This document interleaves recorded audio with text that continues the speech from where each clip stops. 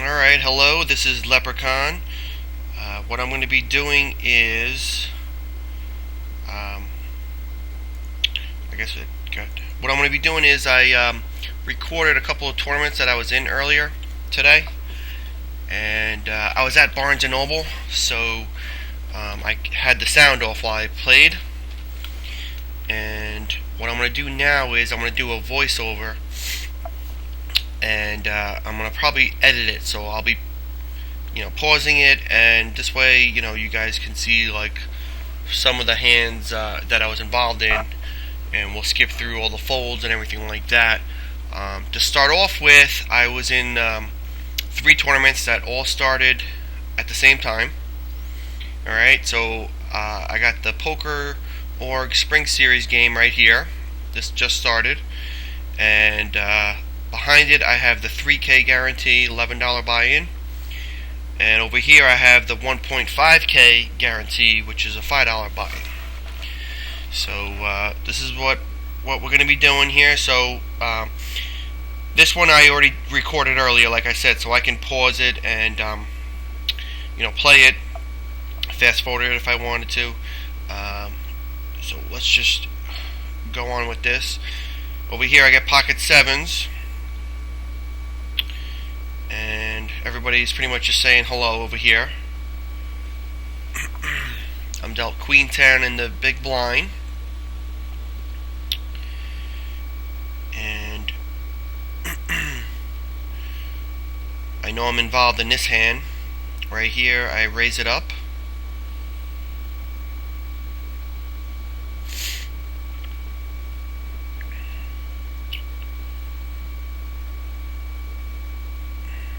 And it comes Ace Queen 10. I get one caller, and I bet out there because he checked to me, and if he didn't catch any of that, he'll probably fold, which is what happens at that table.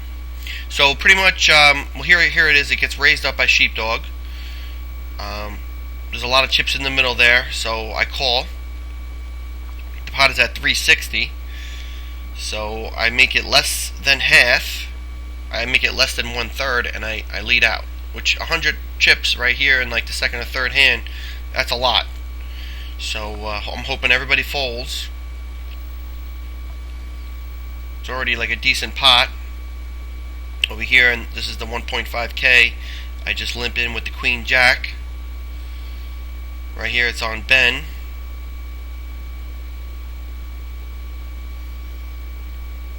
And Gazelle calls, and we have the ace here. So I go ahead and check behind.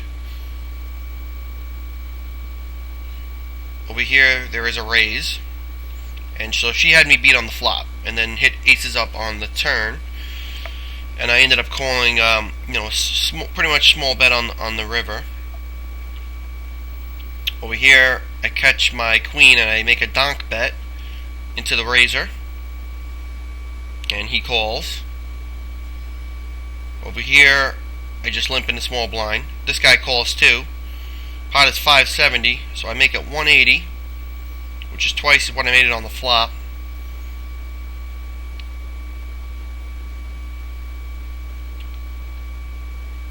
And it would have been nice if I would have stayed there another card. Okay, so I bet 90, then I bet 180. And both of these guys came along. There's a flush draw on that flop. Obviously there's a straight draw also. The ace of clubs comes, which is probably the worst card for me. He checks, so I check right behind, and this is the guy who raised pre-flop.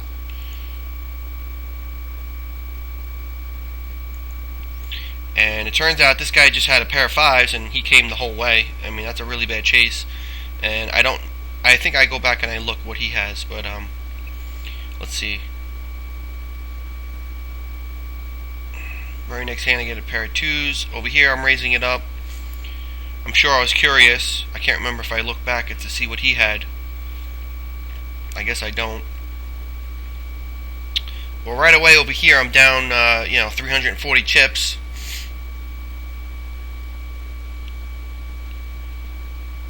I get 3-bet over here pretty good, so I fold that.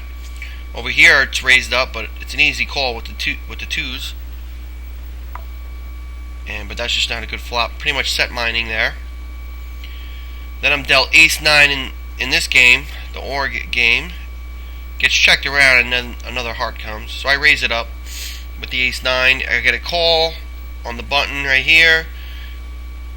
And then Nate's over here to act, and he 3-bets it pretty big. And that's just a quick fold.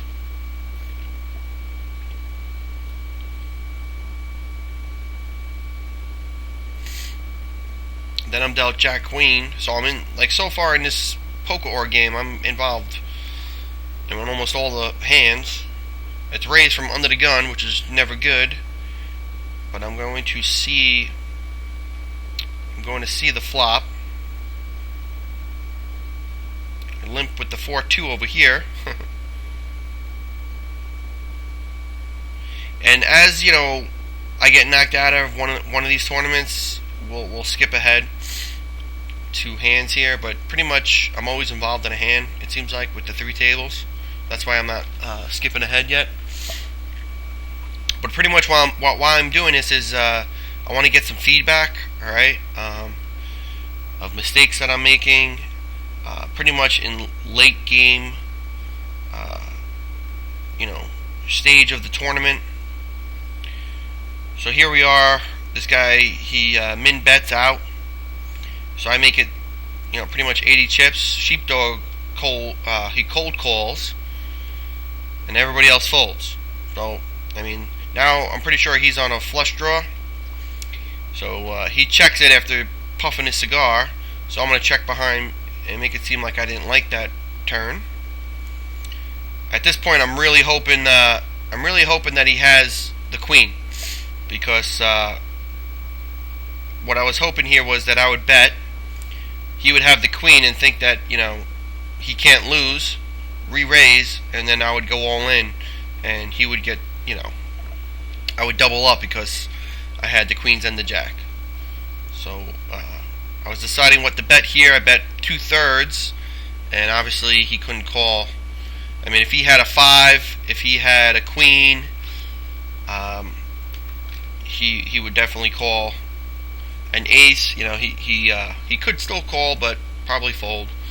But it looked like he just had the flush draw. Alright, so right now I'm just going to pause it and wait till I get a big hand. Over here I raise it up. I think I just limped. What I do? Yeah, I raised it with the 10-8. Let's see what happens.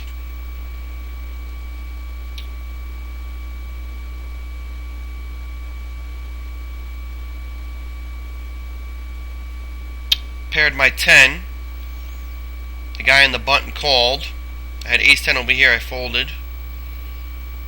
And he makes a re-raise.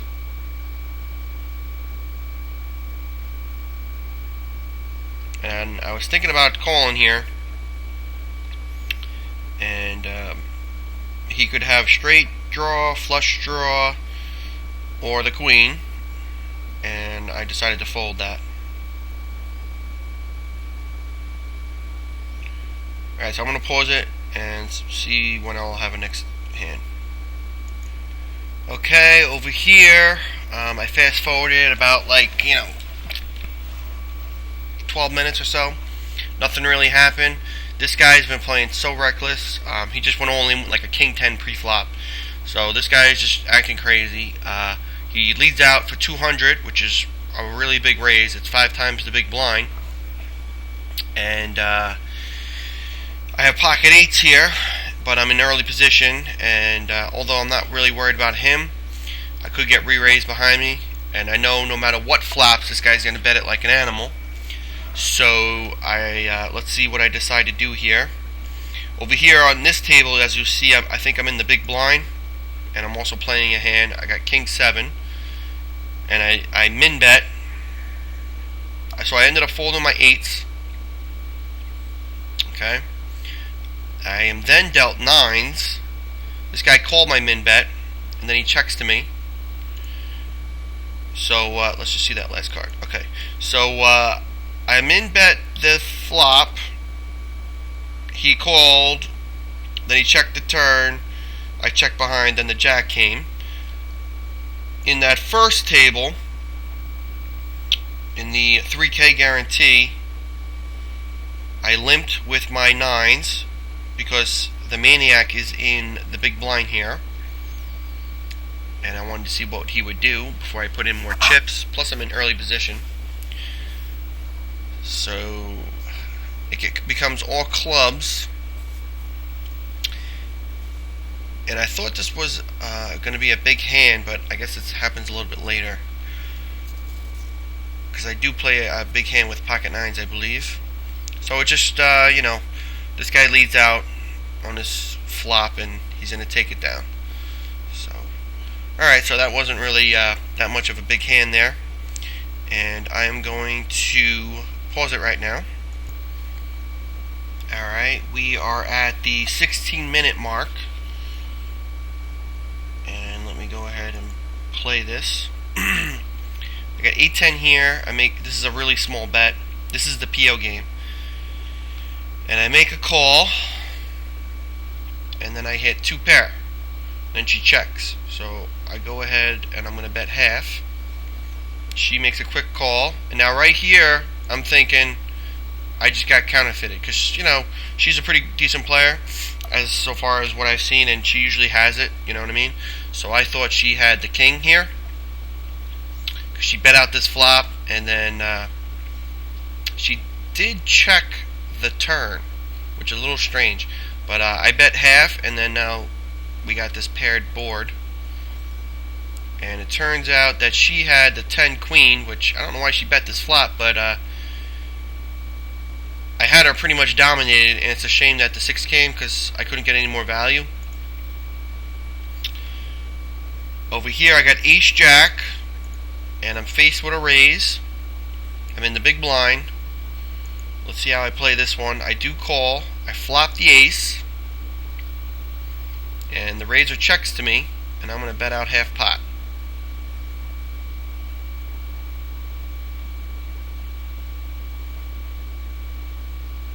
And so now this guy calls, and this guy makes a huge raise, pretty much a pot size raise. Alright, and let's see what happens then. So I'm going to make a quick fold. The board pairs, and now he makes a quick call, and he's going to bet 1,500, and this guy just shoves all in, and he ends up hitting the 6. But this guy he flopped a set, and he wins a huge pot. So it was a good thing that I got out of the way there pretty cheaply. Anytime someone check raises you like that, you're in trouble. And over here, I'm just Walt happened to message me while I was playing, so I have that also up over here. I'm doing like 4 things at once, while I'm playing, but it really doesn't affect me that much at all, actually. So I'm able to do it. And if I thought it would affect me, believe me, I wouldn't be playing other games while I'm trying to play the PO game. But I can pretty much manage all the tables really quickly, as you can see. Even check out the lobby. Alright, so right here I'm checking out the lobby as we're 20 minutes into it. Of course, the lobby takes a little bit to update, and it just did. And then I scroll down usually to see who gets knocked out. After about 20 minutes, I'll check that, see who's leading, and then see who's knocked out, and I see right away that my teammate's knocked out, so that's a bummer. And we are going to go ahead and pause it. Alright, so here we are. I'm with pocket queens. I got 1 limper. Let's see how I play this one. I raise to 133.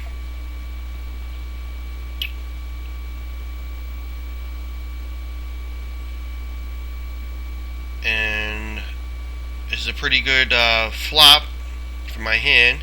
So here I am betting 2/3. He makes a quick call. That's a horrible turn. And we're going to see. So I check behind. and a jack comes, which is a pretty good card from my hand. And I bet half pot here, and I just end up taking it down. We're at the 21-minute mark, and I have pocket tens here. Okay, let's see how that goes. I raise it up to 90. I get immediately called to my left, and also the button calls. And that's just, whenever you see a flop like that, it's really not worth bluffing into two people right behind you. So I check it.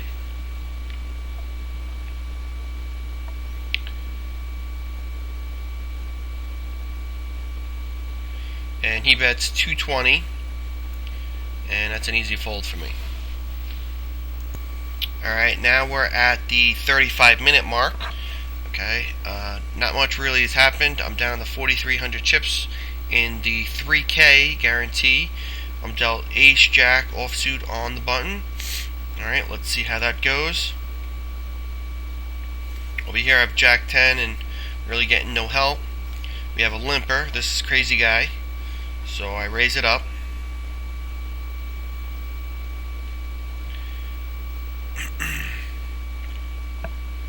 I get some ducks up here, which I raise it up also. So right now I'm into two hands. I got A7 in the poker org game.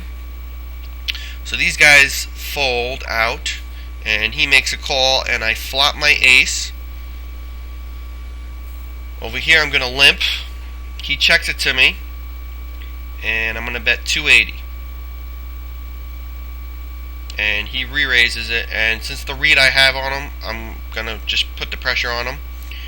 Alright, now in this hand, this is why, reading, or at least paying attention to the table is important. And I know I have like 4 things going on here. I'm instant messaging, I'm in 3 tournaments at the same time.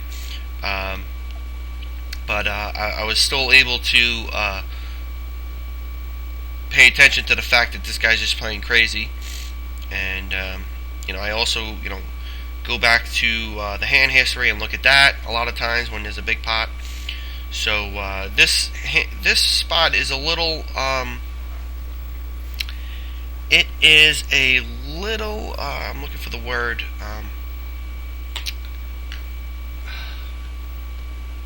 I could be making a mistake here, is what I'm trying to say. And I'm risking probably my entire stack here on the point that my aces are good. Okay, instead of just calling his 280 chips, and then seeing the turn, I just went ahead and I put the pressure on him, and I made a huge raise, which I think this is probably too much. I probably should have made it like 1,200, right? But I wasn't gonna there's got to be something said for trying to outguess yourself, and I wasn't gonna let myself do that. So I committed myself to this hand, and this could be a mistake, but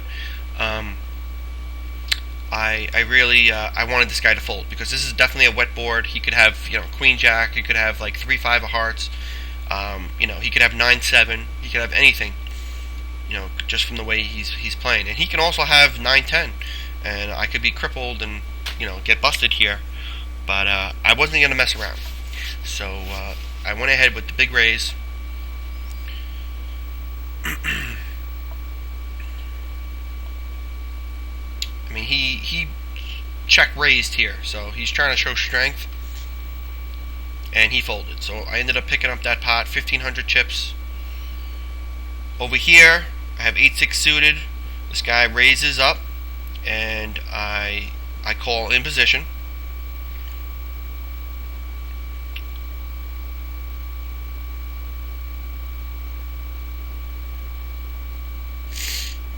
Let's see what happens over here at this table.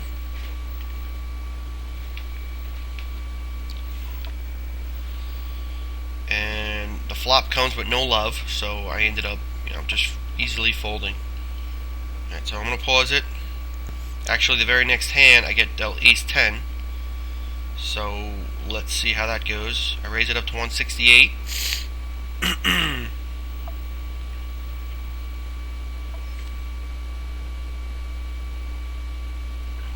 I just get a walk.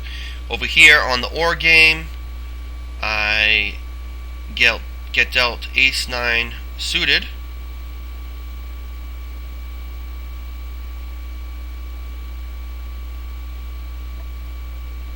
Over here I got ace queen offsuit. This is a spot where I would love to limp after a couple limpers. Right here, the under the gun raises it up. Really don't like, facing a lot of action with ace queen here, especially from under the gun. This is not a really great flop. And he bets out. So this is just a quick fold. Probably a mistake even calling, but I did have position. Very next hand I get dealt ace queen again. Over here I got second pair with top kicker.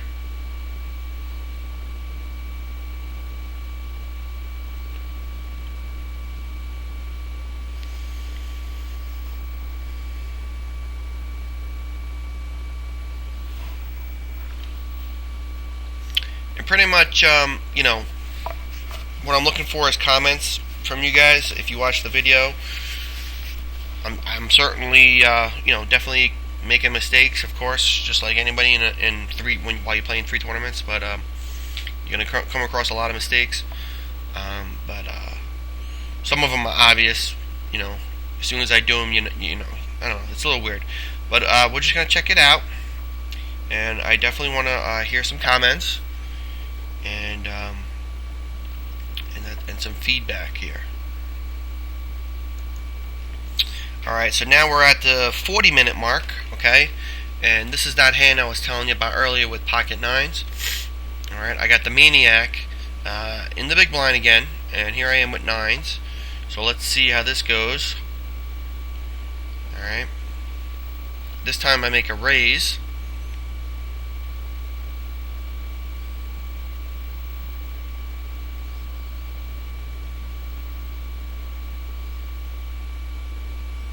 And I get 3 callers, but that's just the best flop I could ask for, pretty much. I mean, there is a flush draw, straight draw, but I do have top set.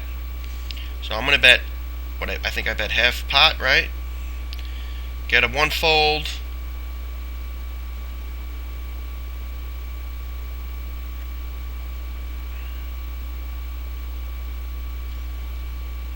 This guy's thinking it over, he folds. And this guy in the big blind, he makes the call. Now a spade comes, and at this point I totally don't, I'm pretty sure, almost 100%, that he does not have the flush. Because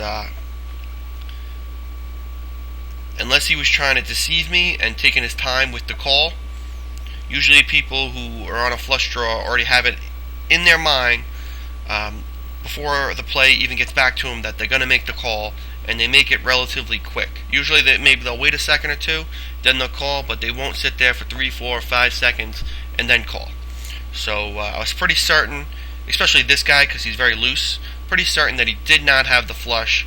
And so right now I'm still way ahead. He could have a spade, which of course is what I'm worried about. So let's see what happens. Okay, I'm going to bet out. Now this is when I bet out 2/3 pot, right? Because I'm worried about him just having like a rinky-dink spade. I do have the 9 of spades, but if he has a 10 jack, obviously, of spades, he's going to beat me if a spade comes. Alright. So I bet out 1,000, and he just goes all in. And I'm just going to make the quick call, because like I said, I do not believe him whatsoever that he has the flush. It wasn't even in my mind.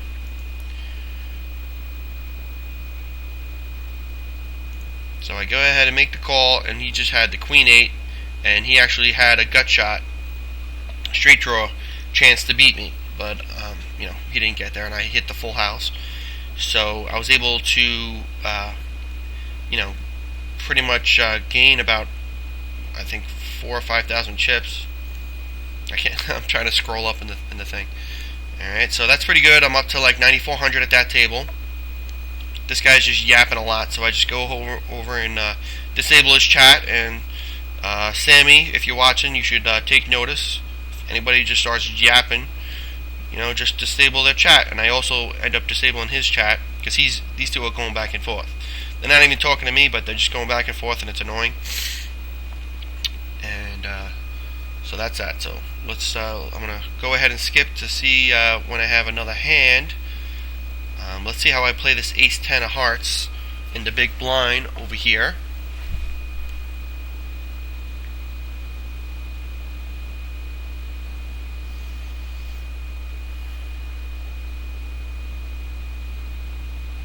You get Ace 10. And I'm going to make the call here, under the gun raise. I have a pair of 10s. And I'm pretty sure I make a donk bet here, which is when you bet into the raiser who raised pre-flop. Alright, so I got a donk bet going over here. And let's see what happens. And he puts in a healthy raise. This is a very big raise. It's a pot bet, which includes my bet. And he did raise pre-flop. So I could be pretty certain at this point that I'm definitely behind. Alright, because he probably doesn't think I'm bluffing here by representing by betting. Because I am betting into the raiser. And usually you have to have something to do that. So him raising here makes me define my hand and let me know that I'm beat at least.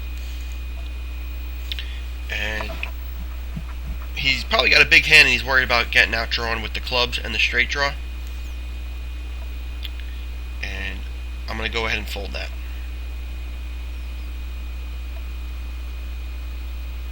And that Ace 10 I had, I believe I got a walk. Over here I got pocket 3s. This guy's still jabbering. And that's when I go over and I disable his chat. This guy raises it up. And this is the second time I'm calling behind him.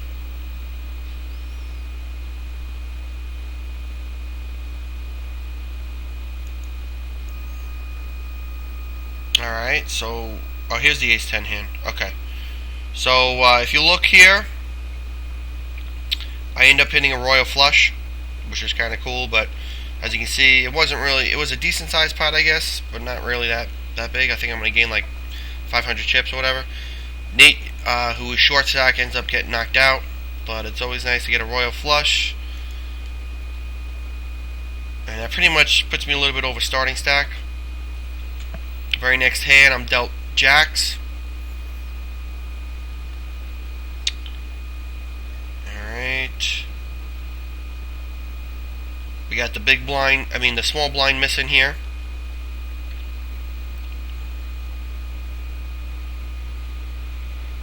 So I go ahead and make it 225.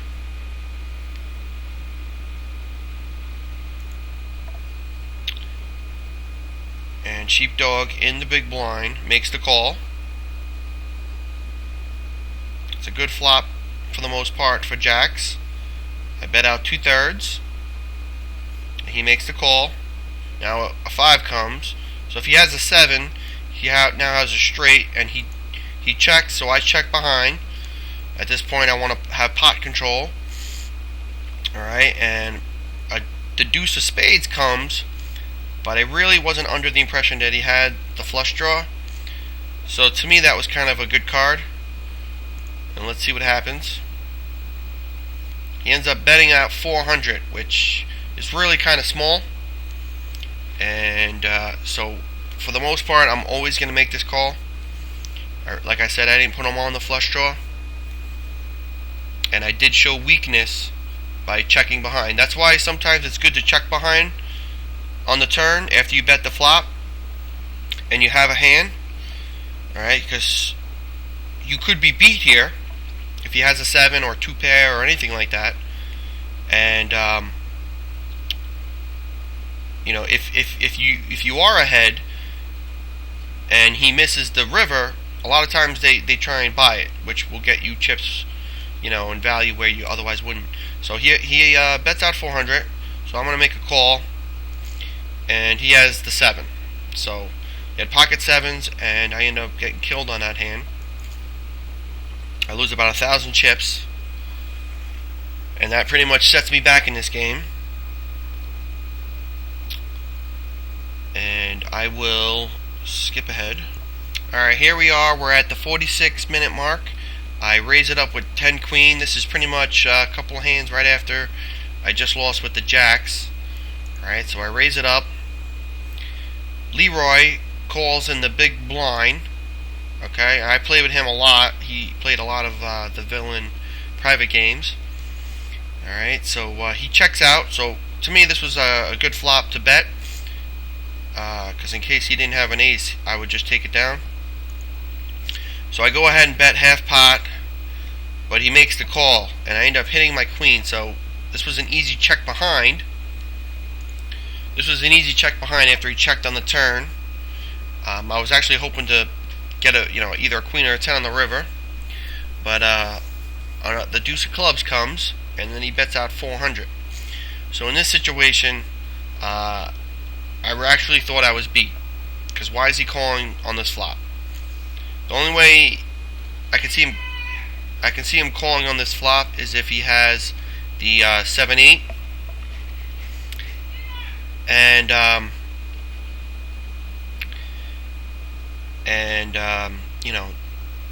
So anyway, so I hit the queen, whatever, blah blah blah, and I really don't think I can make this call because this would cripple me, and I really don't think he's bluffing too much here, but I am not sure.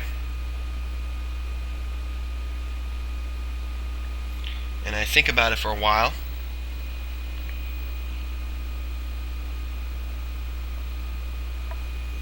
And this is what I do. I got ace-10 over here. 4 ace of clubs up here. And I end up folding. So that puts me down to 900, and this, poker or game is just not going well at all for me. I end up taking that down. And let me go ahead and, this one I raise up 180.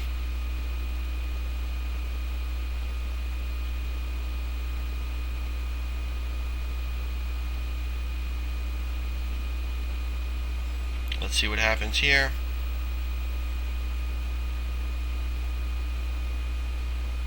And he just ends up folding. Alright, here we are at the 51-minute mark. I got pocket fours. I have a 9K stack. Pretty much the chip leader at the table. And here we are. Let's see what I do here. I raise it up to 270. On the left side here, I'm just writing a message on Poker.org on my Villains of the Feld guest book. I got this guy out of the small blind and big blind both call. I hit my set.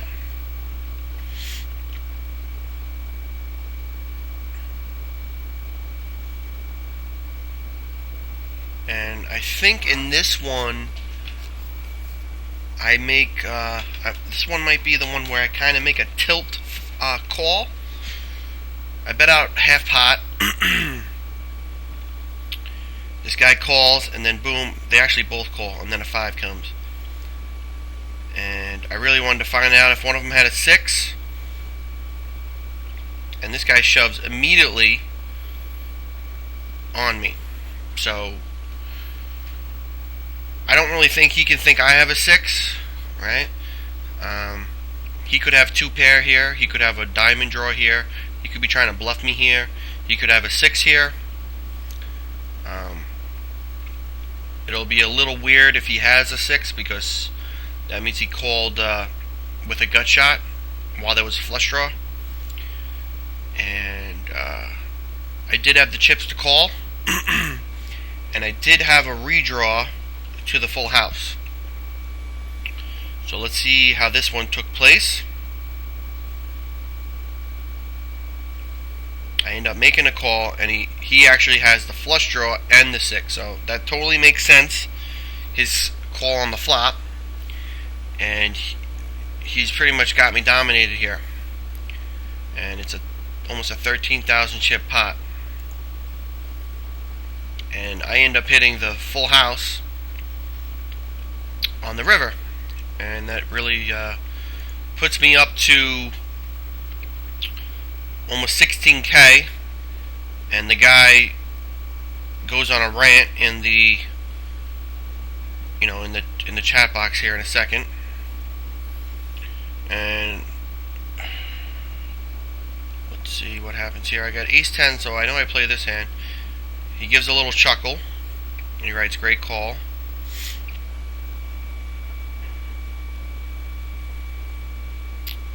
So I raise it up. And now I got a huge chip lead now. So I missed this flop, but I'm gonna bet half pot.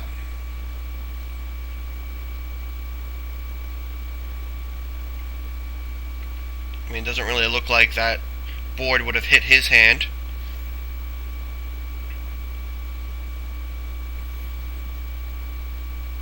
And I ended up taking it down. Alright, here we are about an hour and 10 minutes into the tournament. It gets folded around to me in the small blind, and I have ace 7. So I raise it up.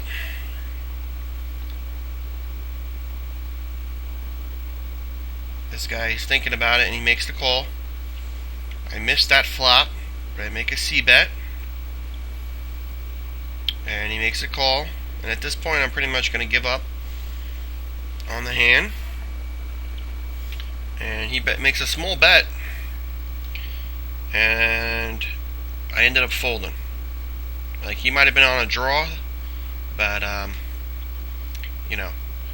really didn't have anything there. So, this is just a book forum that I'm a part of. And, let's just skip it. Alright, I got pocket deuces over here. I make the call. Pretty much just trying to hit a set. And I do not hit it. And you guys really probably shouldn't be reading this. Just boring stuff for you guys. And I'm pretty sure I'm just going to fold this one. Alright. Oh, I made the call. Oh, it must have been... No, yeah. Oh, I know why. Because he bet like 200 chips, which was really nothing. So it was worth it to try and spike a 2. Or maybe he would even slow down. And I'm dealt king-queen next. And hopefully I get off this form. There we go. And I got an under-the-gun limper.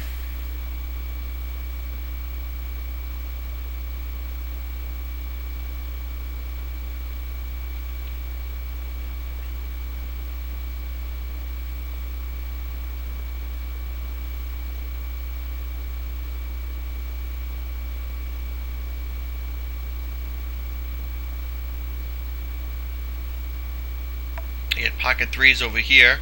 I was actually gonna raise with the king queen here, but once he raised, I gave up on the hand completely. Some people might make a call here.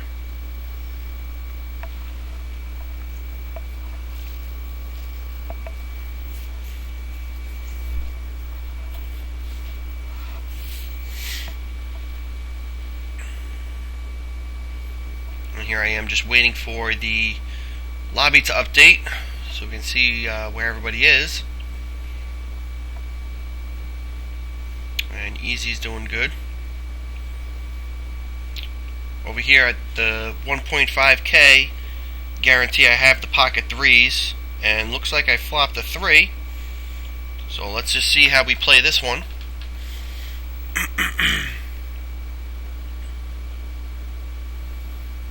And so I'm going to pretty much just represent an ace here. That's what I'm really trying to represent. I think he has an ace.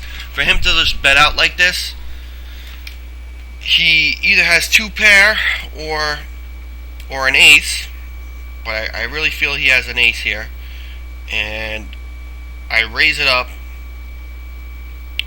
trying to make him think I have an ace also, and not a 3. Because I think if I call here and then re-raise the turn, he might suspect that I have a set. So let's just see what happens.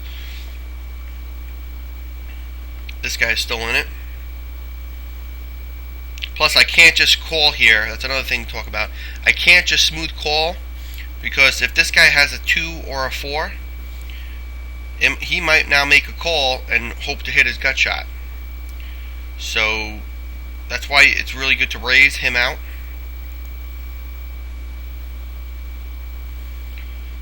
So here he is.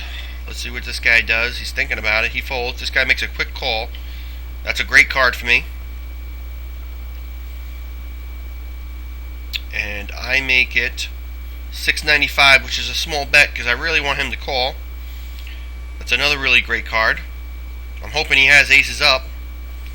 And this is when I just bet 1,087 chips, hoping for a call, but he doesn't make the call. But that was a good pot over there. Over here I have Ace Jack suited.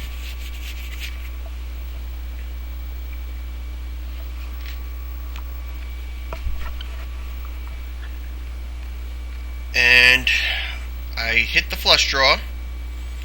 Okay, so in this spot here, and I'm going to pause it, he checks. I bet half pot, and he makes a pretty much a huge raise here. It's a pot size raise, that's what it is. And it's 1,000 for me to call. There's already 3,100 there, so I'm getting 3 to 1. I have an overcard, I have a gut shot, and I have the nut flush draw. So I raise coming in also, and this guy's in the small blind. So let's just see what happens here. I make the call, and then another queen comes, which is awful actually for my hand. And then so after making a huge raise, he now kind of slows down, and he bets 25% of the pot. So you could think he has king queen here, right? Because now he's not worried about the flush draw or the straight draw. But it's a little weird that he just bet so little. So I was getting 5 to 1 on this call. And I end up hitting my jack. And then I quickly call check behind, right? Because what can I be here? So when he checks again, I'm really hoping that he was on a straight draw or was bluffing. But it turns out that he had king 9 off, which, I mean, he called in the small blind with, it's a really bad play. But I ended up losing a chunk there, and it puts me down to 11K. But still, I have a lot of chips. And it really sucked to lose that pot, because that was a 6K pot. And I did a roll because of his king 9 offsuit hand there. Alright. So here we are. I have pocket 7s. I raise it up. And this is in the 3K guarantee.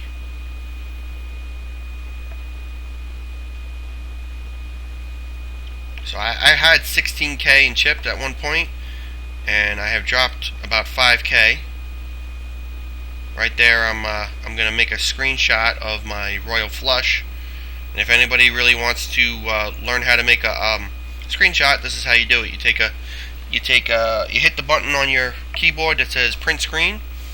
You can bring up your paint program, and then hit paste, and then it pastes your shot into paint. And then what you do is you want to crop it, right? So you go to the crop, you hit rectangle, and then you put a rectangle around your table that you want, and then you hit crop, and that crops it up for you. And then all you gotta do then is just save it.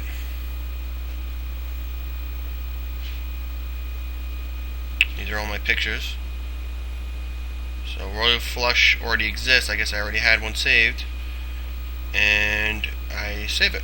So that's how that's done. Looks like I took down the raise with pocket 7s. Alright, so I'm just going to go ahead and speed up. Alright, we're at the hour and 20-minute mark. Alright, I'm about to play a hand over here on the 1.5k guarantee table. And I think I have it paused, yeah. So let me play that.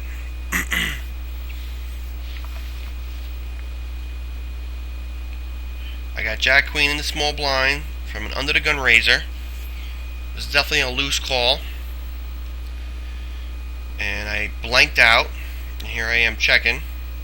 Over here I have 10 queen of spades. Now this guy under the gun, he checks. Alright, so that's telling me he missed the hand. I mean, you got a flush draw here, so he really didn't hit nothing yet. I mean, you could be pretty sure he has a hand like ace king, ace queen, something like that. Could even have ace jack, whatever. But he totally checked that. So now a 9 comes, which is a pretty good card. So now I have an open-ended straight draw. So now a jack, queen, king, or an 8 will win me the hand. So I get a little bit aggressive here and try and take this pot from him. And I bet out half, and he quickly folds. Now I'm up to 6k at this in this tournament. Over here, it's kind of like the same situation. You get a raise here. It's only 300 chips. Then this guy, he 3-bets, so I ended up folding. I couldn't really remember what happened in that situation.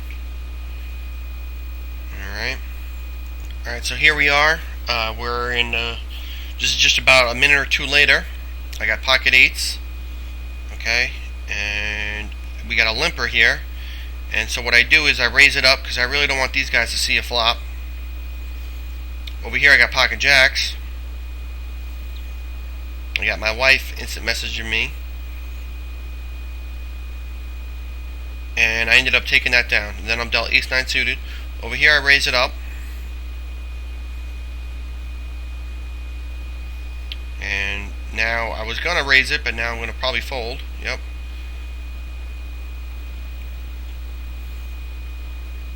This guy was pretty aggressive from late position, I later find out. And then it's all diamonds. And he checked to me. He checks again, and at this point, this is when I bet half pot. And another diamond comes. He checks, I check, and he ended up winning with ace 4, which is kind of shitty, but it is what it is. You'd be surprised how many times when you take a stab at, a pot with an ace on board, when you're holding like jacks, it actually will take down the pot. Very next hand, I'm dealt queen jack, and I raise it up.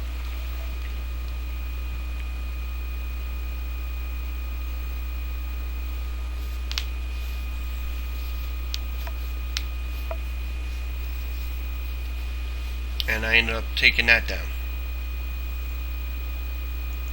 A couple of hands later, I get queen jack in this game. I raise it up, and I get called out of this guy, in the small blind.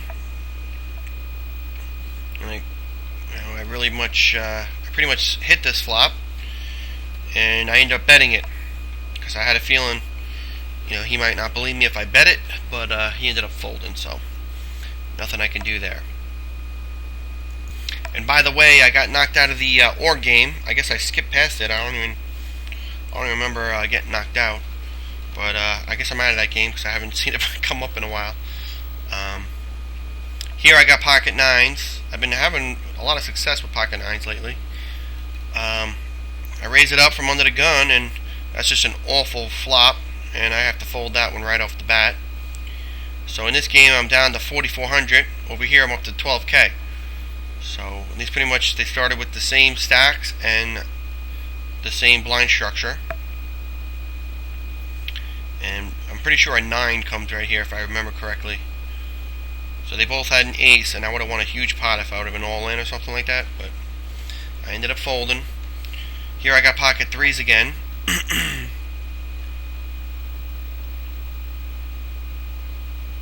trying to remember the hand that I went out in the poker or game. I only had like 7. Oh, I remember now. I had like I think the blinds were 150, and I had about 700 chips, and I was under the gun, and I shipped it with 10-8, hoping either to take it down or at least I had a hand that was a one gapper, because that would have been the big blind next hand. And I think I ended up getting called by Arcade's Kings. That's what it was. And I really had no chance. And he actually flopped the king. So here we are. I got pocket pairs on both tables. And I'm facing the same type of raise. This guy's all in. So I do make a call. It's a pretty good flop for pocket threes, but we want to play a small pot. He checks. He checks here. Now, to me, that means he hasn't hit anything. I mean, that's kind of obvious, but you never know when people slow play. So at this point, I'm going to go ahead and bet this. Got a lot of callers here, and another king-queen flop with pocket tens. So he ends up folding after I bet it, and I take down that pot. But I'm still up to only 5,300. Over here, I'm pretty much just going to fold these tens. Okay, here I am. We are at the hour 40-minute mark, and I raise it up with pocket tens again. Last two times I had pocket tens in this tournament, a king and a queen flopped. So let's see what happens here. Right now I'm just in the two tournaments. I got a caller, another caller. Let's see what the big blind does. He folds. We get a jack high flop, which is pretty decent. I bet 1,000 chips.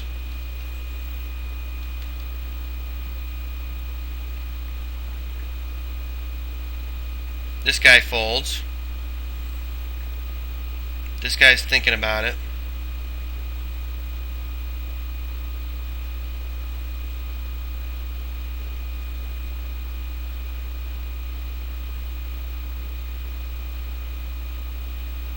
Okay, and he just shoved all in for about 4,600 chips, which is a pretty big chunk. Alright, that's about 3,500, is more than a third of my stack. Alright, and there's a jack on board. Okay, but just the way the hand was played, and I would have to say it's pretty much the read I got was because of how long it took him to act. And usually if you're in a situation like this where you like your hand that much where you're going to go all in, it does not take a lot of time to act. If he has a jack 10, if he has an ace jack, king jack, a 9-10, let's see here, or an overpair, a set, anything like that, he would really act quickly. And it's only when you are thinking about bluffing or what you could do that you actually have to sit there and take some time. And that's what it seemed to me he was doing. Now, there are players who will flop a set and sit there and think or act like they're thinking, to try and deceive you. So that does happen also. Like, he could be doing that right here. And like, he could have pocket jacks here and have a set and trying to seem like he's thinking about it and then shove. But that's not the read I got off of it. And usually I go by my instinct, my first instinct. And my first instinct was that I was ahead of this guy. So I'm going to go ahead and make this call. And I just go right back to the table and quickly call. And here I hit my set, and then he hits, oh, I wish it didn't. He hits the straight. So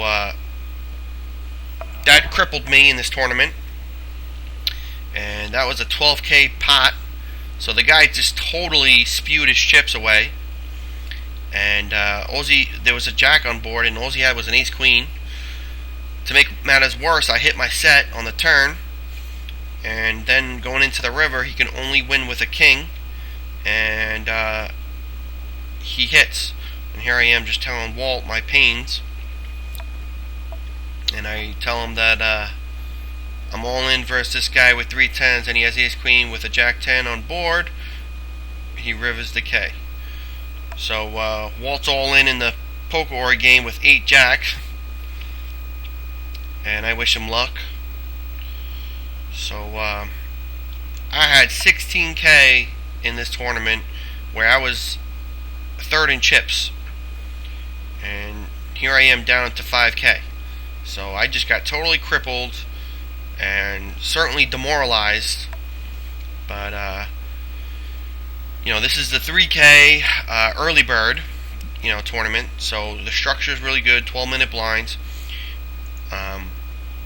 So I still have a starting stack 5K, so I'm still trying to win this thing. Anyway, over here, this guy who has a bunch of chips raises to 1K, and here I thought about, what do I raise it at? Do I raise it to 2K, 2200, something like that, which would pretty much commit me to the hand, and he would know that, and it would also look like I had a monster, right? Because if I only raise to 2200, it's pretty much saying that I want to call, because then he would just have to call 1200. So what I decided to do here was shove, hoping he would think I would have like a mid pair or an ace king, ace queen, something like that. And so that's what I decided to do here. I decided to shove.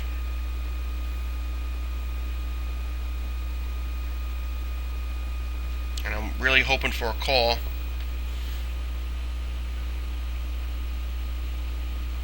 And he does call, and he has the pocket threes.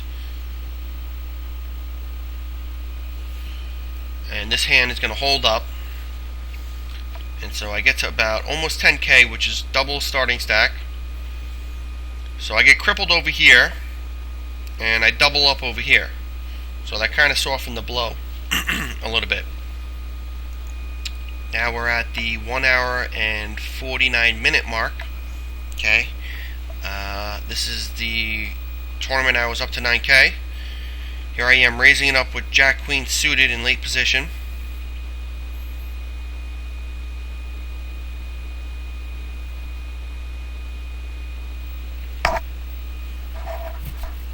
I get a call out of the small blind here, and this is the flop that comes.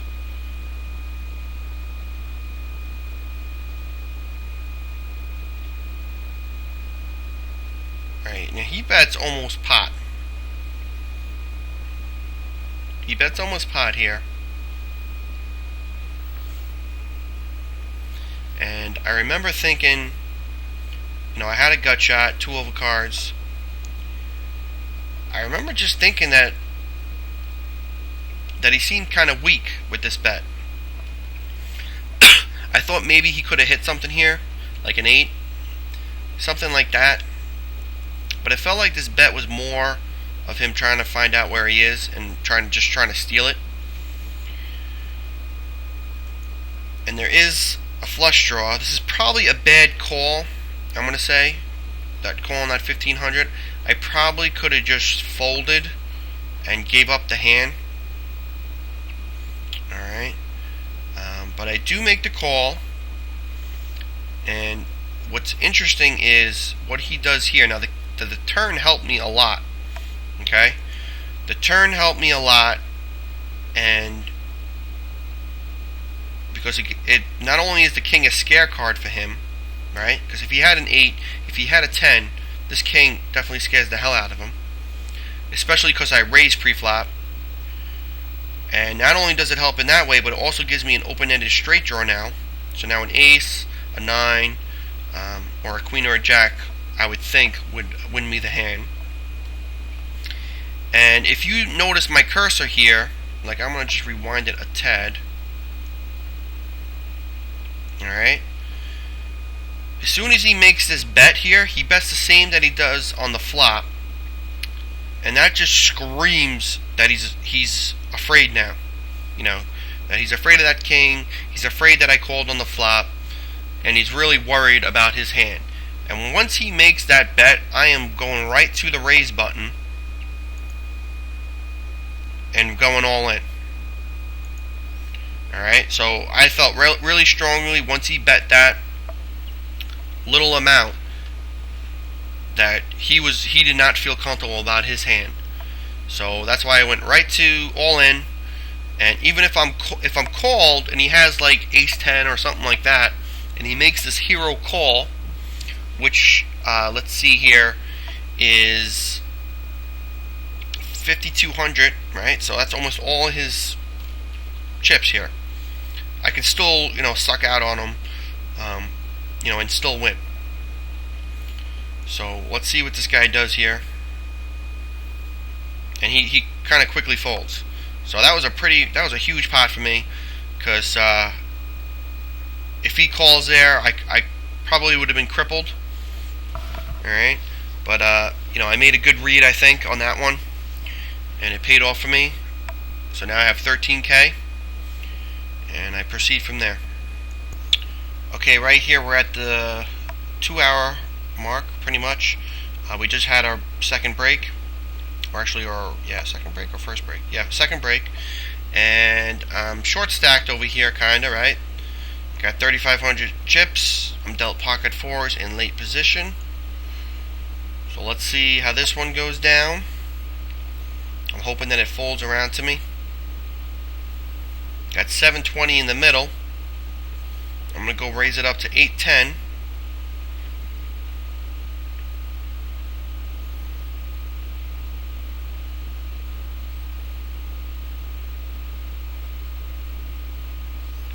Guy to my left is thinking about it, and he bumps it up.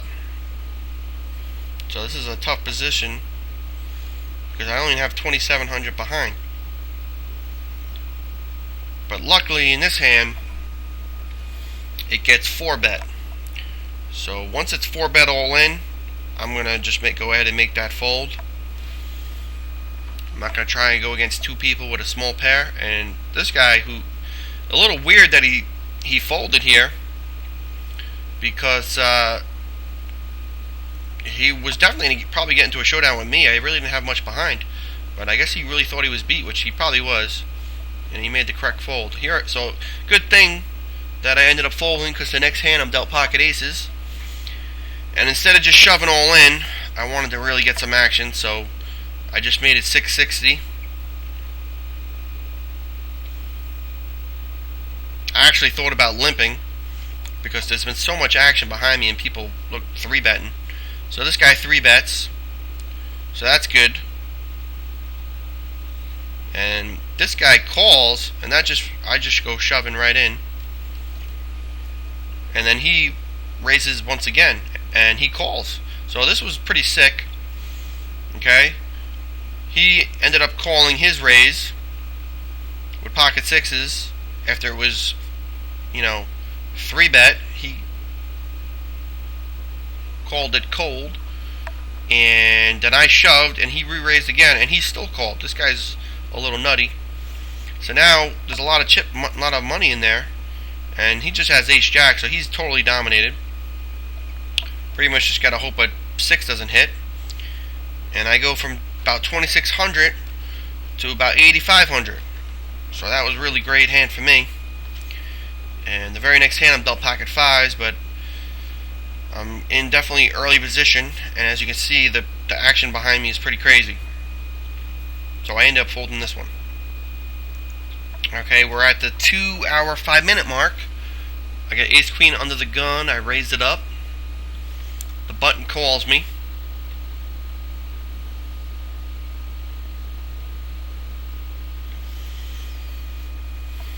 This guy's getting a great price, but he folds. Or actually, he calls. And since I'm in the pot with two players, I ended up checking it. This guy checks it again. This is the second time checking it. So I check it. A 7 comes. Now, for some reason, I really just thought this guy had nothing, because he checked twice.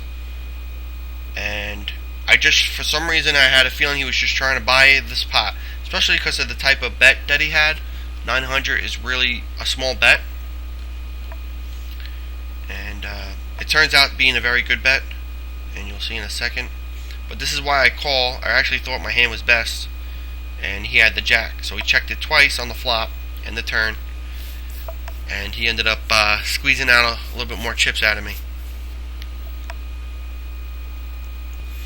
Alright, so now we're about 2 hours and 26 minutes into the tournament, and at this table, I'm actually at a new table, but in this tournament, I won a couple of hands pre-flop with ace-queen, pocket sixes, king-jack, which I took down pre-flop, and the blinds went around a few times.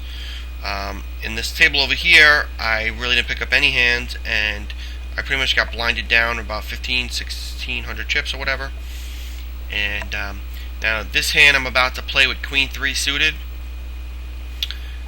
Let's just see if we can manage to get to that table.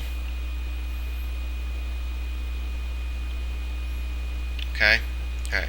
Now this player right here, let me see if we can get his chip stack. This guy right here, he's been limping any hand, just limping any hand, and I've been actually picking up some reads on him.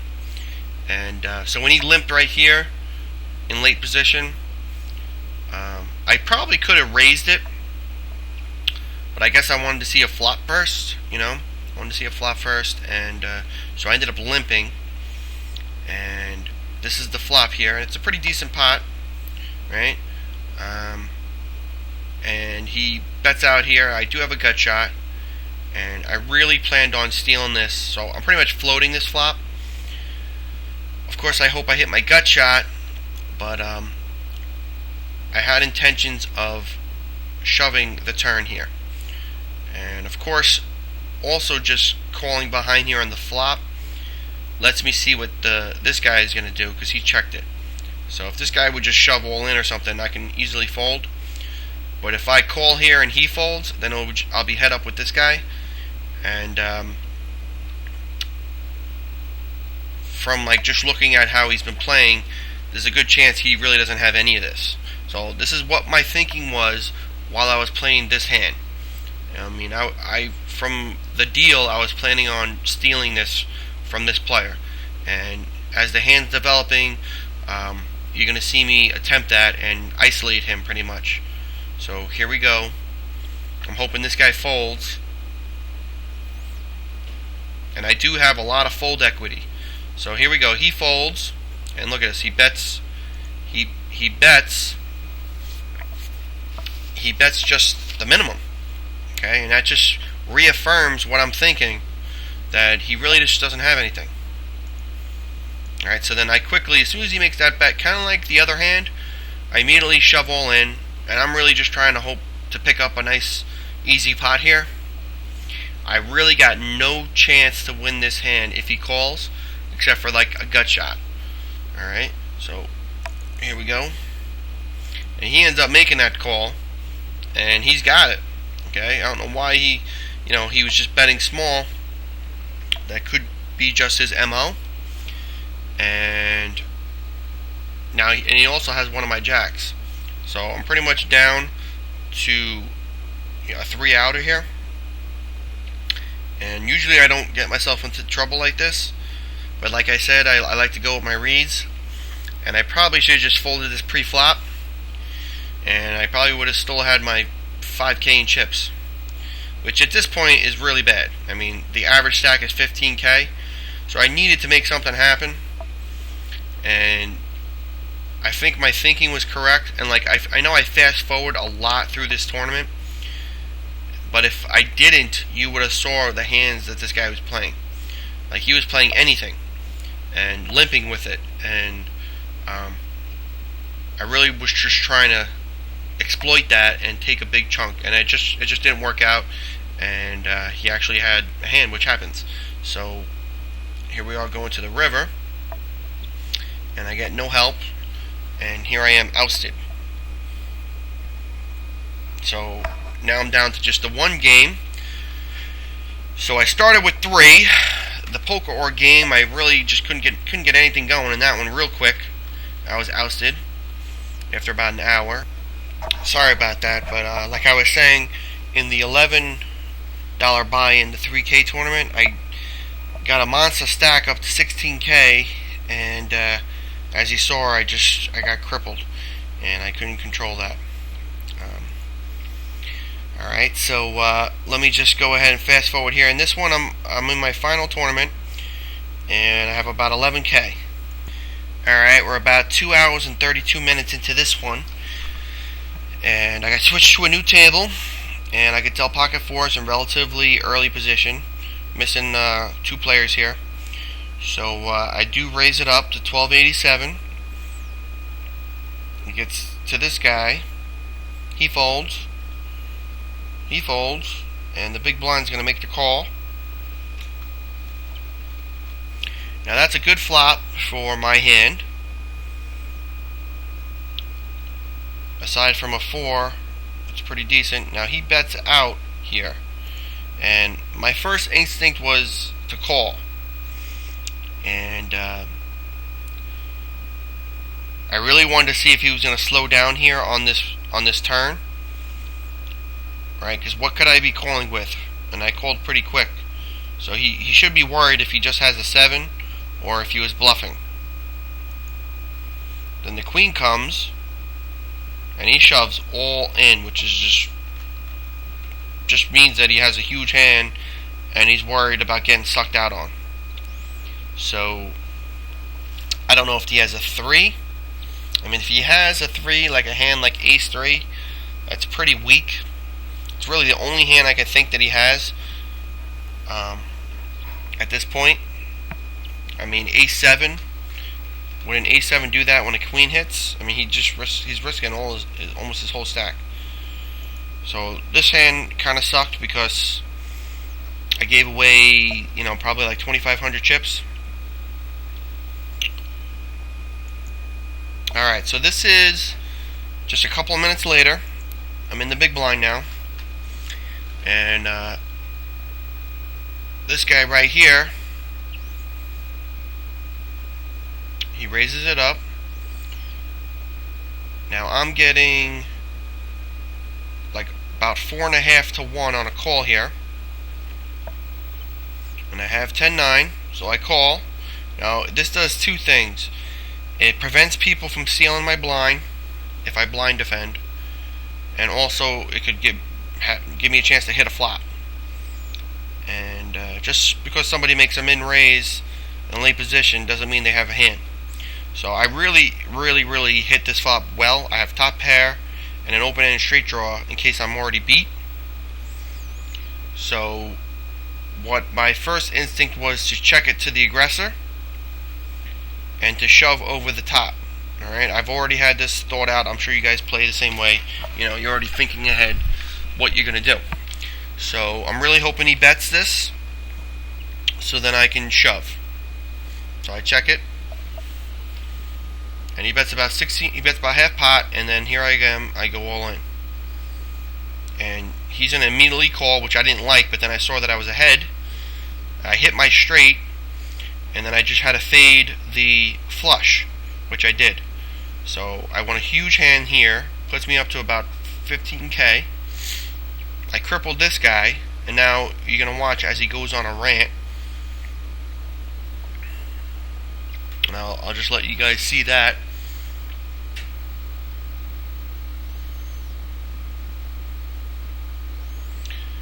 Good peel pre-faggot, he writes. And it's been in my experience that people who get really mad at bad beats and talk crap at the table like they are, they're usually losing players. And then he writes, just couldn't fold the old 10-9 off. I mean, obviously he didn't see I was getting 4.5 to 1. And it's really not that much of a bad call. But he's a bad player. Why should I fold? Why should I fold it, I write? He writes, effing moron.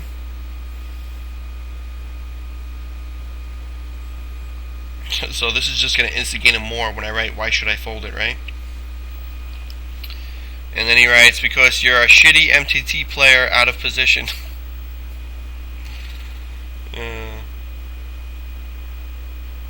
So then I always think back to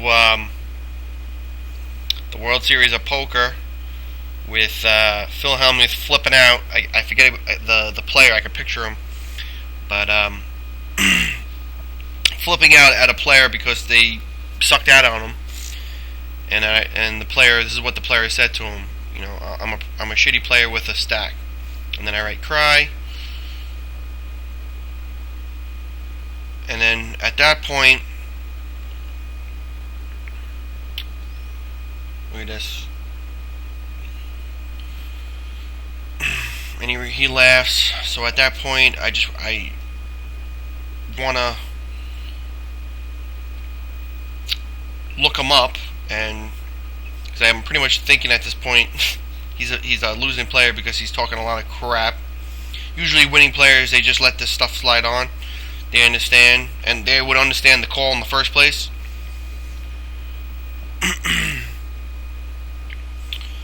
So here I am, I'm going to look this guy up. So I'm going to go to Shark Scope.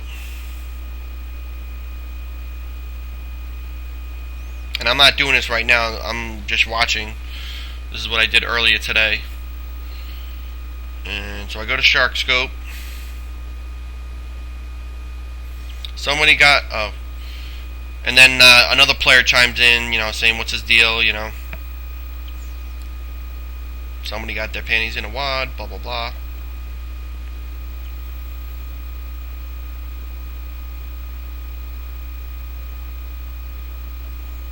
Have a nacho and a beer.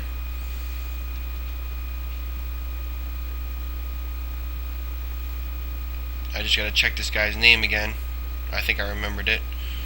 So I go to merge, type in this guy's name. I mean, even his name, look at this. Pop bottles. Fuck models. That's this guy's name.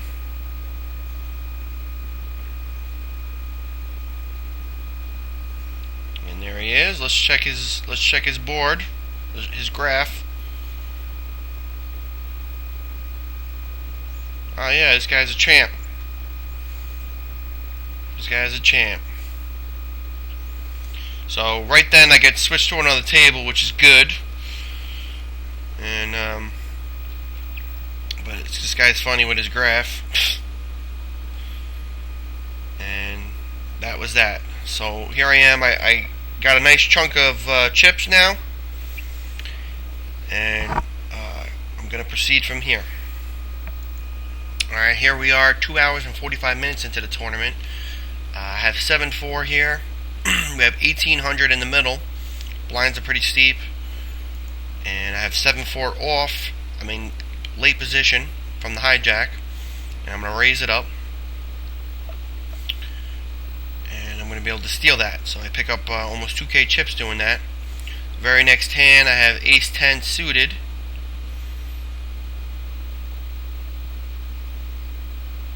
And we're down to 70 players, so I should note that the top 54 make the points, and this guy's trying to hesitate, trying to stall.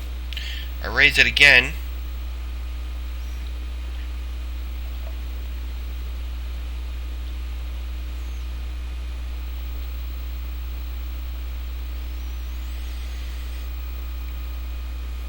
This guy's stalling also, I forgot. We're still, what, 16 players away. I mean, I hate when people stall this early.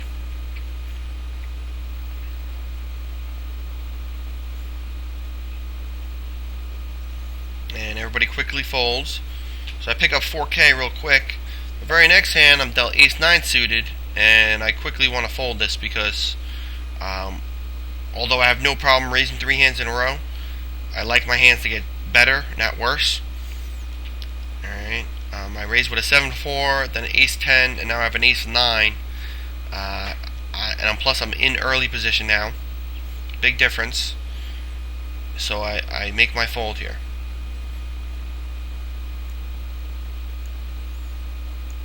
Okay, here we are at 2 hours and 48 minutes in. I got ace king here. It's going to be a typical raise.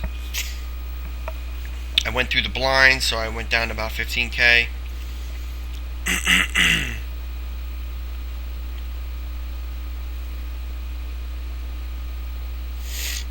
We're now down to 62 players. So we're 8 away from the money. And I ended up taking that down. This one I fold. Alright, now here's a funny little situation. We're about, we just got out of the break. And now I was playing this at Barnes & Noble. And what it is every 2 hours you have to click agree that you agree to their policy to go on their Wi-Fi.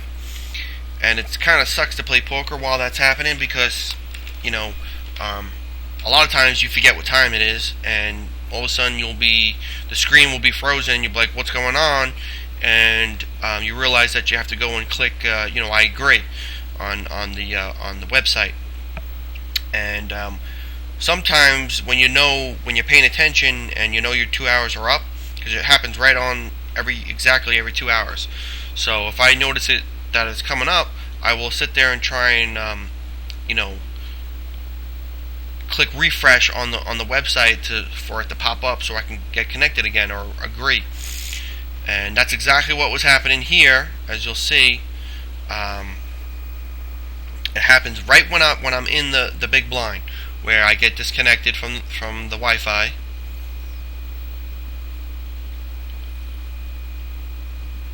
Here I am checking a hand history. This guy got quads. And just look what happens here. That it totally pisses me off.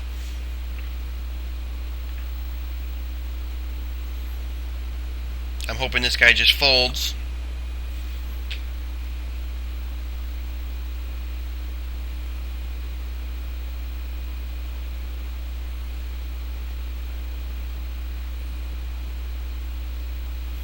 And he gets timed out. And then now I realize that the Wi-Fi is out.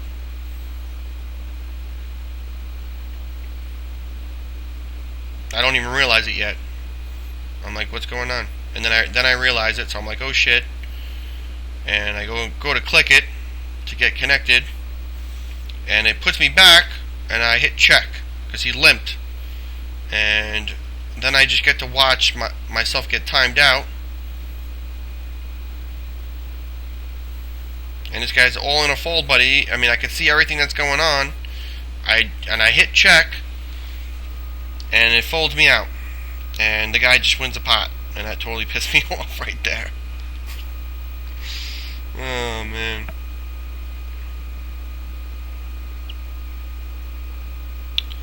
So that's that. That's how I lost that pot.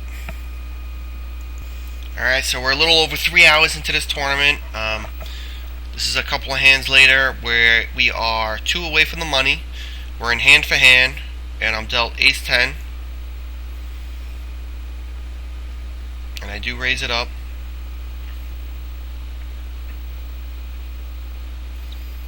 And if you look at the prize, it's only $10, and it goes up to like $10.90 the next pay jump, and then like 11 something. So it's really small increments. So at this point, it's not like the worst to get knocked out. I mean, it's only $10, and like even I think 20th is only like $12. So it pays to try and build up your stack. And if you get knocked out, you get knocked out. It's not like the end of the world. But what you want to do is you don't want to get blinded out trying to wait for a hand or wait for the bubble to go. You really want to try and accumulate chips. Every tournament structure is different, so you really just want to look at like how much money you're going to be getting paid and what the increments are. Here I am with pocket fives. I didn't feel too comfortable with this one, so I ended up folding. Okay, here we are. It's a couple of minutes later. We are safely in the money as people are dropping out now, getting paid. I'm dealt king 4 spades in the small blind. This spot, I'm going to raise it up. Unfortunately, here I get a call. And luckily, I hit my top pair, and he instantly folds, so that worked out. Very next hand, I'm dealt jacks, and we got this guy making a raise. Now this guy has been aggressive. He's just been making these raises right here like this, min raising it up. And at this point, I feel what I'm thinking here is, especially with him calling, and I like to be cautious sometimes, to see a flop and then to just limp here. In hindsight, as you see this hand played out, I'm thinking that maybe I should have just shoved here. This might have been a spot to shove, because there was about 6,500 in the pot, and who knows if they would have called. Let's just see how this plays out. If I remember, yeah, this is just a horrible flop. All right. So this guy checking, he's gonna check here. See this guy checking here. I'm gonna pause it. That means if I would have came over the top, he probably would have folded. Now this guy, I can't be too sure if he would have folded. We are in the money, and he really is short stacked, so he probably would have called my shove pre. But he checks here. So, like I told you before, you'll be surprised how many times on flops like this people will fold to you. Alright, so I'm going to make a small bet, but at least one that's believable. Alright, it's almost 4,000.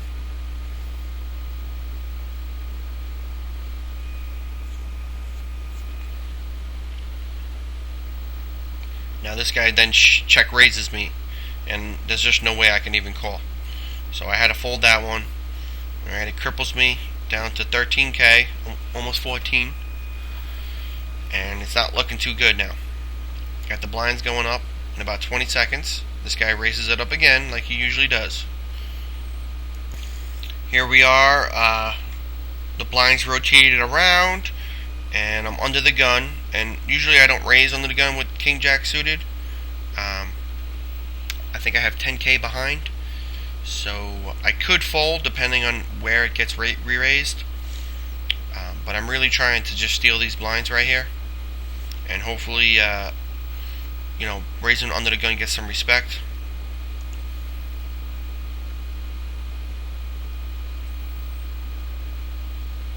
I'm not worried about this guy calling. Gets folded around to this guy.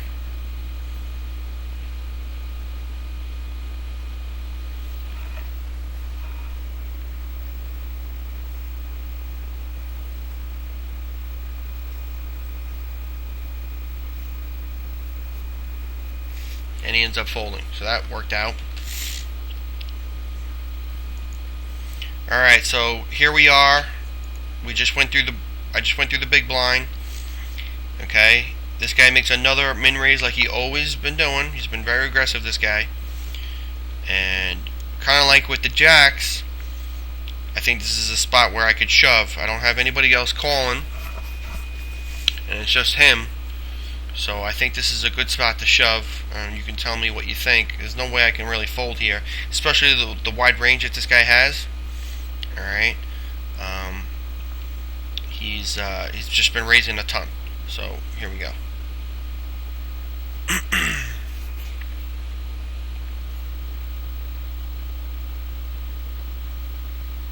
Now I definitely have some fold equity. It's a big raise.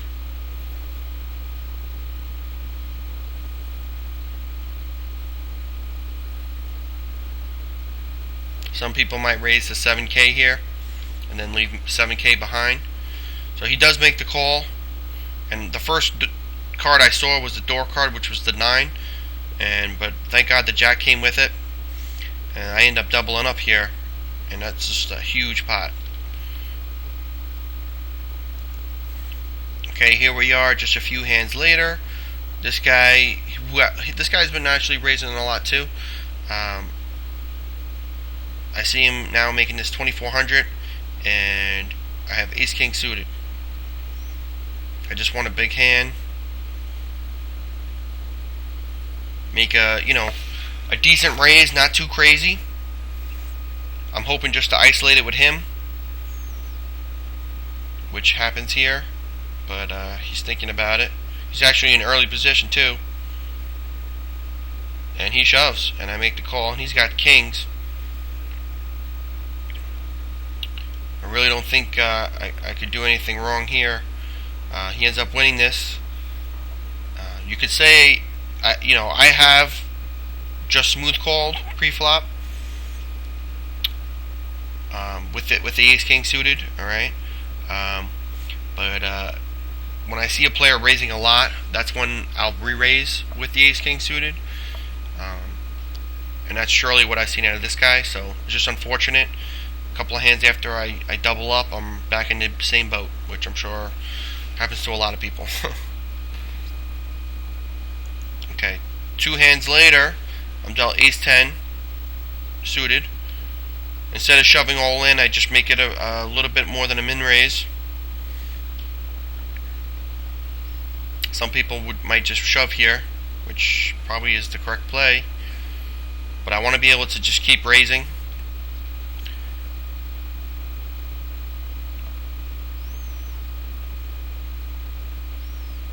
In case I get like a7 suited, I can raise to 2500, and not have to and be able to fold to a re-raise instead of just shoving all in. So this guy ends up calling here, and at this stage, there is no messing around. I mean, I caught a flush draw, and if he doesn't have a king, how is he going to call this bet? There's really no way he can call, unless he makes a hero call with like pocket tens or jacks or whatever. And I wasn't going to outguess myself, bet 3,500, leave myself with 6K. I'd rather just shove it right here. And it ends up winning me the pot. So I'm back up to about 20K. I got the big blind coming. Alright, it's actually the very next hand. I'm in the big blind. I got 7-9 offsuit. Gets folded around and I get a walk. Alright, so the very next hand, dealt king queen suited. Okay, this guy is going to make his min raise again. Alright, he lost a big chunk to me. Here I am making the call. It's really not a hand to shove on, but I do hit the flop pretty well. This guy also called, and this guy's been pretty tight. So it's up to him. I'm expecting him to bet, and I wasn't expecting him to shove all in here, but I really just was not going to fold this. Like I expected him to bet, and even him shoving all in kind of makes me think he's even weaker. Alright, so I go ahead and go shove all in myself. Alright, and then this guy, he makes a call because he's got a gut shot and he's got a flush draw. And this guy who's been playing tight, he puts a lot of his chips in. And this guy actually has a hand, and I'm pretty much dead here. This guy has the best shot to beat this one. But there is a side pot, because I'm ahead of him, and I had more chips than this guy, so we ended up creating a side pot for 7K. So I really need to beat this guy out. He can't hit a jack or a spade. He ends up getting a 9, and that actually helped me, because if a jack came, I would actually won that hand. So this guy wins a huge pot, and I'm down to 7K. And then I just go back to check it out, how that hand played out. And so I went from 30K to 7K in a few hands, and not too good. This guy's now severely short stacked. He had over 30K, and this guy continuing just to make his min raises. And we're gonna get okay. It's a couple of hands later. We're down to 45 people. I'm totally short stacked. I have ace-2 suited. I'm like halfway around the board, and I'm pretty certain this is a good spot to shove. Can't wait for another hand. I got an ace and I'm suited. So here I go with my shove. Unfortunately, this guy, he's going to come over the top for all his chips. And that's not looking good for me. He's got pocket queens, But then I couldn't hit the board any better than that. I need to fade a queen, and I do a little happy dance. So that puts me up to 16K, and that was sure lucky on that one. Alright, so it's a couple of hands later. I'm now in the blind. I get dealt a good hand, finally. This guy, who I told you he's always raising it up, he makes a raise from the button. And this one I was so sure he was weak, I didn't shove all in. I made it like a 4K raise, and he folds. So that brings me up to 21K. Okay, 3 hands later, I'm dealt ace queen suited, and it's up to this guy again. Alright, so let's see what he does here. He makes his min raise, and instead of just raising to like 8 or 10, I just shove all in. Which, this, people can say what they want on this one. I don't really mind this one. I mean, the big blind 1600, I only have 20,000, and this guy, he raised it up, and I really didn't want to play this post flop, and I felt really this was the best move here.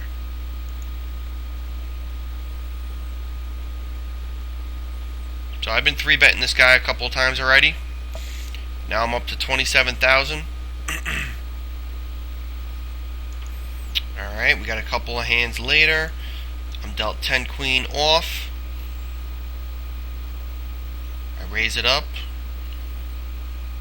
And I've been kind of aggressive at this table. I've been very active.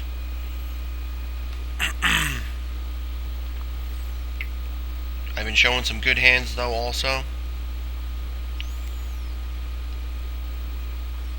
And this is, I'm going to be all in versus this guy.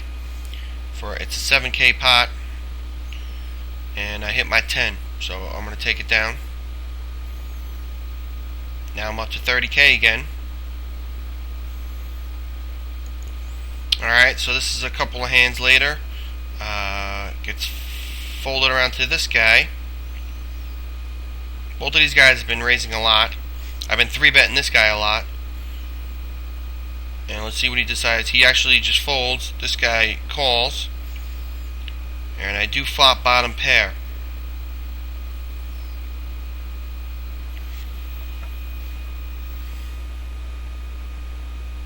And he throws out a feeler bet, which I call. Now I have a gut shot to go with my pair. And he checks to me, so this is when I think any type of bet, if he doesn't have anything, he can't call. So I ended up picking up about 4K on that hand. Okay. I think we're only a hand later. I'm dealt 7-3 suited in the small blind. Gets folded around to me, so I go ahead and raise it up to about 4K. And this guy's going to make the call here.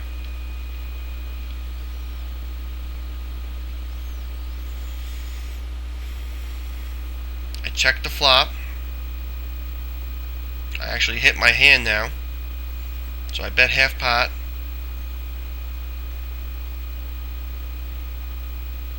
And then he shoves on me, which is just kind of weird. It really is really weird, to shove. And you guys can tell me your opinions on it.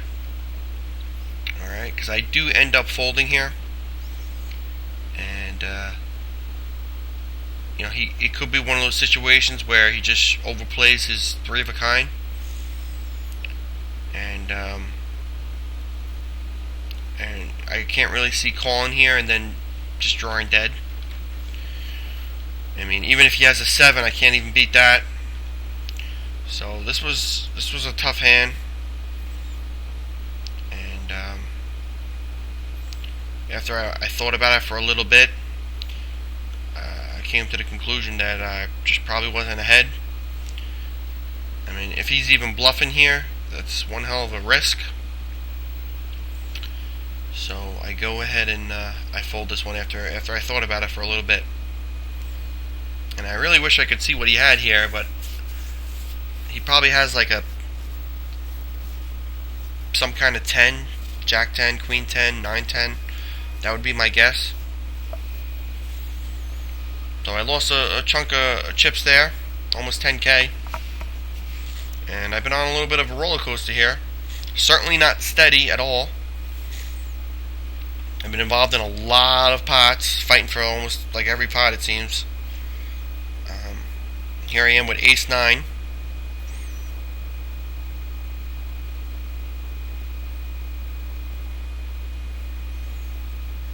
And I can't remember how this hand played out, so we're just going to watch it for a bit.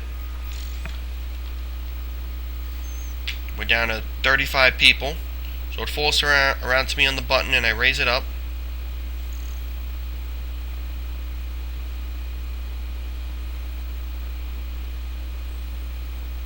I think I take down the blinds. Now this guy calls and he immediately checks, and I had a feeling he was just weak. And he calls again, and this is, oh, I remember this now. So I check finally, and look, he just shoves out. So after these back-to-back hands, it certainly is demoralizing. It's kind of like the same situation too, because it was a paired flop. And I actually thought about it, that maybe my ace high was good because there was a flush draw, but I ended up folding. And I'm down to 17K.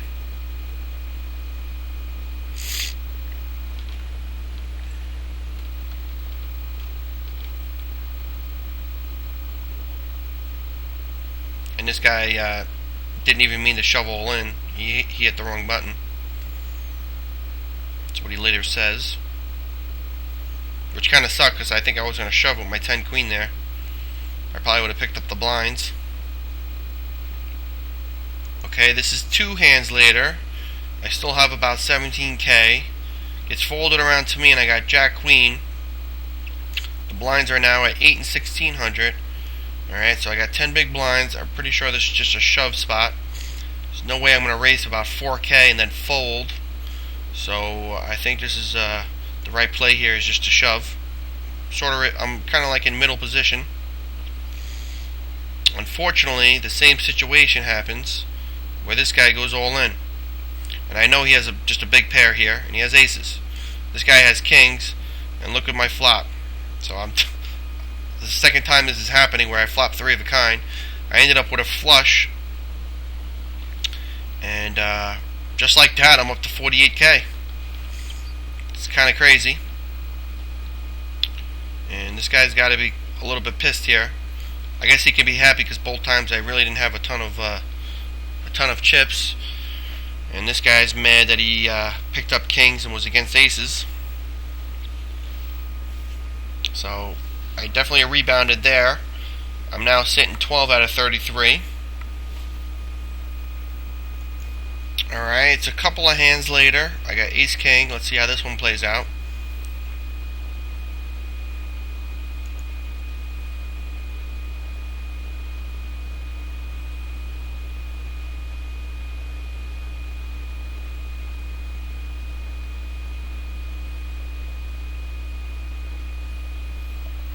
We're down to 31 players. There's about 300 that started this one. It gets folded around. Oh, I remember this. Okay. So it gets folded around, and me and him, I don't know if you remember the last one when I had 7-3, we having a little blind versus blind battle. And I think I raised twice on him. So right when it got to where this guy was thinking about what he was going to do, I already was thinking if everybody folds, I'm going to limp. I'm going to limp really quick and hope that he, raises. I was also thinking that if this guy min raises, how much I was going to re-raise, which was probably going to be about 11K. I was probably going to raise it 11K. Alright? So once all these guys folded, I already knew what I was going to do, and this is what you guys should be thinking about. Before the play gets to you, if so-and-so folds, what am I going to do? Or if so-and-so raises, what am I going to do? So it gets folded around, and here I am limping, and the exact thing that I wanted happens. He just shoves all in, and I immediately call. He's got ace 10. Usually in these spots, I'll lose to the 10 coming, but it actually does come, and I have my straight though. So now I got 81k, and I think I'm sitting. Yeah, I'm in 5th place. I'm dealt Ace Jack suited right after that.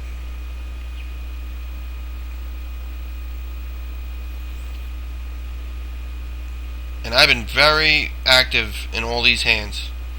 Now this is a spot where I end up calling, okay, where you can actually make the argument for raising here to about 10k. And the reason why I ended up just calling is just because the past half hour I've been all over the place, raising, 3-betting, shoving, like just a ton. And this guy is definitely deep stacked, and he's actually been a little bit tight. So that's why I decided to call. Also, it disguises my hand. So let's see what happens here. I totally miss. He makes a C-bet, and I just quickly fold. So you could say I misplayed that hand. Like, I should have been a more aggressive pre-flop, and I would not be able to argue with you. Okay, here we are. Alright. Gets folded around to this guy again on the button. Alright. He's going to raise it up here, and I have pocket 7s.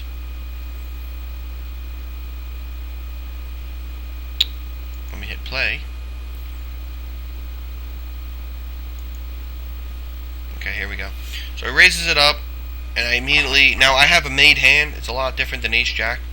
And Ace-Jack is a lot easier to play post-flop than pocket 7s. So that's why I just called with the Ace-Jack, and here I am raising with the pocket 7s. I really don't want to see a flop, and this is why I'm raising. So I raise him 8k, actually 7k, and I 3-bet him here, and I take it down.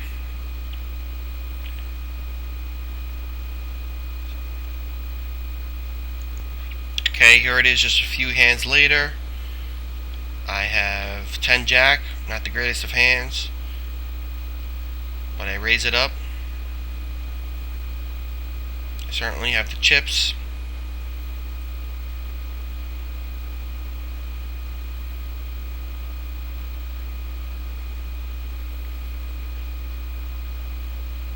This guy seems pretty tight, and I end up taking down the pot there. Alright, I just went through the blinds. Actually, I'm in the small blind here.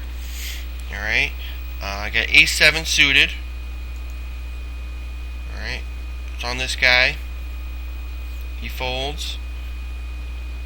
This guy makes his normal raise. This guy calls. Now, I was thinking of maybe re-raising him until he called. And now, with so much chips in the pot, I really want to call. I'm getting, almost 5-1, and see like a flop and hope for like diamonds or 2 7s or something like that. So I end up with the call.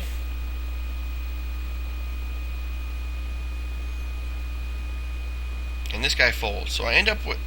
Now, I flop the ace, and usually I will check to the raiser, especially when I have a weak kicker, just to try and get a feel of how this person bets, how much they bet, and how they bet it. And so this is what happens here. Checks, and then now in this situation, okay, he's on the button. There's 20k almost in the pot, right? And the other 2 people that are in the hand just check to you. So it's a good spot to try and steal it. And he bets less than half the pot. So at this point, I think my aces are good. And let's just see how much he has left after that bet. He has 25k left, which is a lot. Alright. but it won't like kill me. I'll still have 50k if I lose this hand. Actually, it'll be about 40k because he has 10k here. Alright, but at this point I'm thinking I'm ahead, so I go ahead and re-raise him, and he quickly calls. And now I have a feeling I'm beat, but there's just no way I'm thinking he has the flush draw. That's what I was thinking. I was thinking he had the flush draw when he just made the call, but I guess this guy's a little tight, and he had the ace queen there, and he really messed me up and chopped me in half. I lost half my stack on that hand, and I was sitting in fourth place, and I probably could have like almost coasted into the final table. But now it's going to be a battle again, as I'm dropped from 4th to 15th, and I overplayed my ace right there. Okay, here we are. I have King Jack suited. About 1 minute to break. Down to 40k, and I'm gonna raise it up here.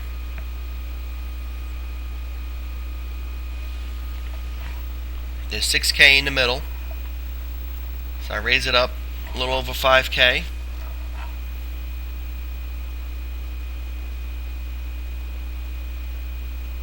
And I was able to take that down, so that brought me back up to 46, and then we had our break. Okay, so it's a couple of rounds later. I got 40k still. I dropped about 6k through the blinds. I'm sitting 18 out of 21. Alright, the average chip stack is 70,000, so I'm about 20k below that. Alright, right here I'm about to go through the blinds again. You got Paul Ramon raising up again, and we're just going to continue the play from here. The blinds go up in about 30 seconds. So here I am getting moved into the big blind.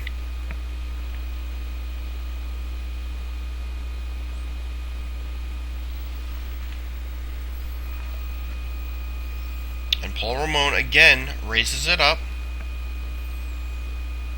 This guy's been very aggressive.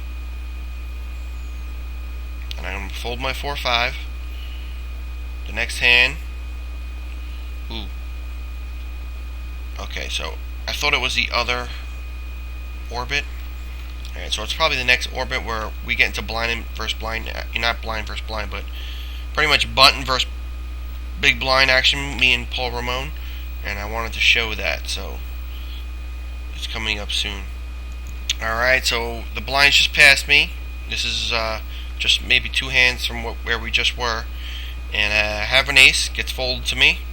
We got 6.6k in the middle, and I really can't see raising the 7k and folding, so I'm going to go ahead and make my shove.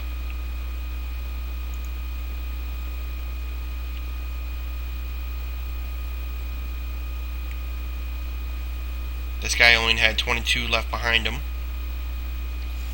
but he folds.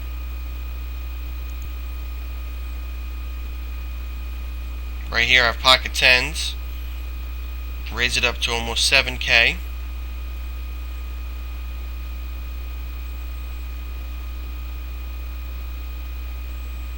This guy calls.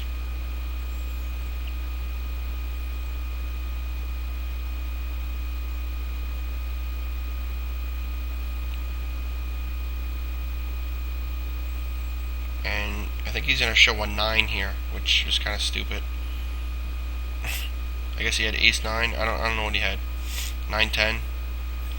Then I'm dealt ace jack.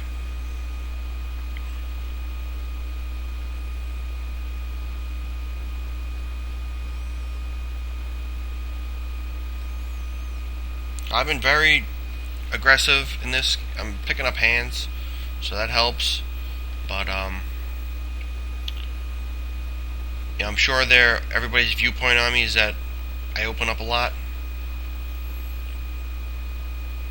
and I haven't really been 3-bet really at all, which is kind of unusual. Usually I get 3-bet a lot.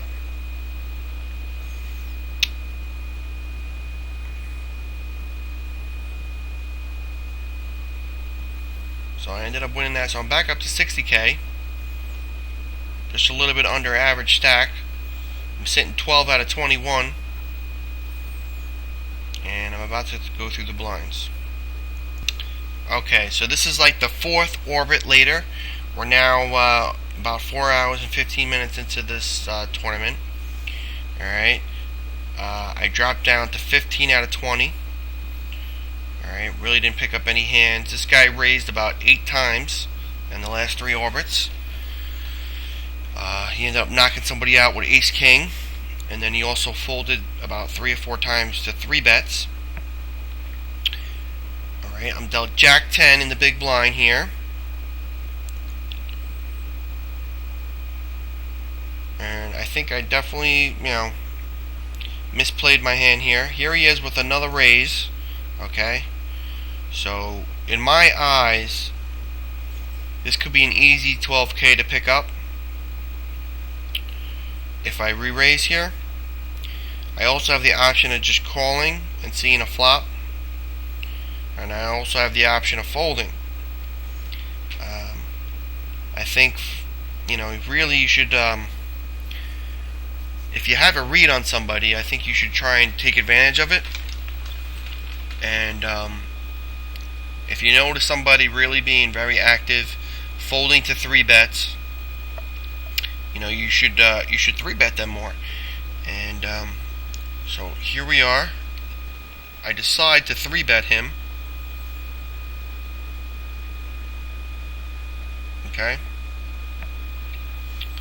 I raise him 9,000 chips. And he sits there and thinks about it. And he shoves all in. I have 28K behind. Alright. So I put more than 30% of my stack into this pot.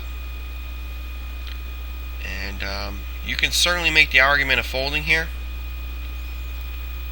And we're at 1,500 3K, and with the blinds going up to about 2K 4K. So that would have left me with 6.5 big blinds. And I decided to go ahead and make this call. And this is not what I was hoping for. I'm actually dominated.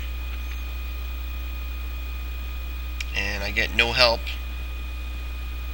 And this guy actually takes me out, which kind of sucks, because I've been 3-betting him. And he actually gets all my chips in the end.